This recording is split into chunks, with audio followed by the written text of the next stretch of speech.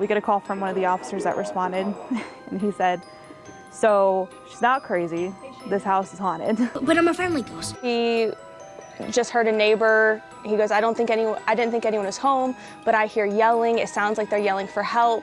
I don't know what's going on. I don't have an exact address for them, but they're across the street from me.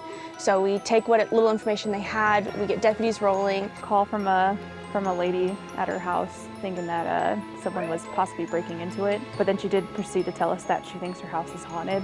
We weren't entirely sure if she was telling the truth or if what, so obviously we treat it as, you know, any type of emergency.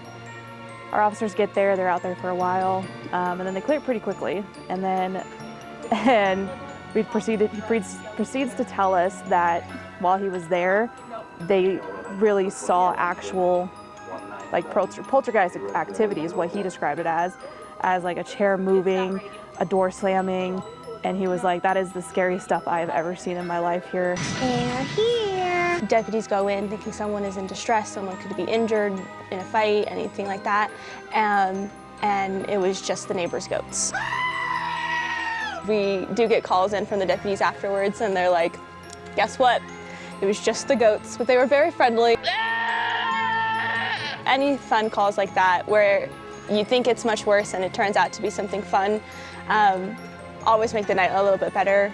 You know, we get to laugh about it and it makes some of the hard days a lot better. She just wanted us to know that the cows were in distress. And then she called back later saying that the cows are still in distress, but we don't need to send a deputy because they're just new to the area.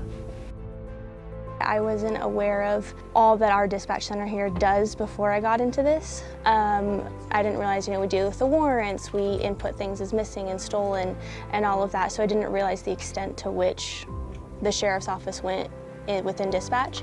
But I have loved every minute of it. It's been really great and has really opened my eyes to what goes on in our community. It feels stressful in the moment, but I have definitely made it a point to leave work at work. With time, you learn everybody's badges, you learn their voices, you learn how their radio etiquette is too. So it's, I got your 6, it means I have your back, and it's for fire, police, military, dispatch, corrections, EMS.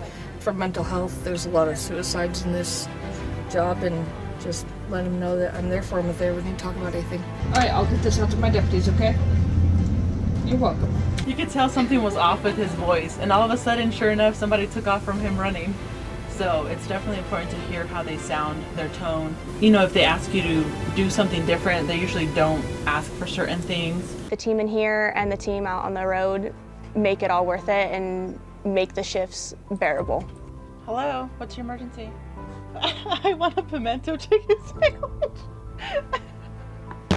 Hi, this is 911. How can I help you?